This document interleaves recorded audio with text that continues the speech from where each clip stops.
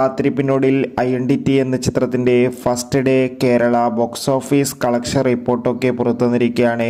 ആ ഒരു അപ്ഡേഷനാണ് ഇന്നൊരു വീഡിയോ ഭാഗത്ത്. വീഡിയോയിൽ മുൻപ് വീഡിയോ ലൈക്ക് ചെയ്യുക, ചാനൽ സബ്സ്ക്രൈബ് ചെയ്യുക. ഡിസംബർ മാസം OTT റിലീസ് ചെയ്ത ചിത്രങ്ങളും ജനുവരി മാസം ഇനി അങ്ങോട്ട് OTT റിലീസ് ചെയ്യാൻ പോകുന്ന വമ്പൻ ചിത്രങ്ങൾ ഏതൊക്കെയെന്ന് നമ്മുടെ ചാനൽ ഭാഗം പരിശോധിച്ചാൽ നിങ്ങൾക്ക് കാണാൻ വേണ്ടി സാധിക്കുന്നതായിരിക്കും. ടൊവിനോ തോമസ്, തൃഷ, ഷമ്മി തിലകൻ, അജു വർഗീസ് എന്നൊക്കെ പ്രധാന കഥാപാത്രങ്ങളായി ഇന്ന് റിലീസ് ചെയ്ത ചിത്രമായിരുന്നു ഐഡന്റിറ്റി. എല്ലാ സിനിമാ പ്രേമികളും ഒരേപോലെയായിരുന്നു ചിത്രത്തിൻ്റെ റിലീസിനായി കാത്തിരുന്നത്. ചിത്രത്തിന് ആദ്യ ദിവസം തന്നെ അത്യാവശ്യം മികച്ചൊരു പോസിറ്റീവ് റെസ്പോൺസാണ് ലഭിച്ചിട്ടുണ്ടായിരുന്നത്. അതുകൊണ്ട് തന്നെ മികച്ചൊരു ബുക്കിംഗ് തന്നെ കേരളത്തിൽ നടക്കുന്നുണ്ട്.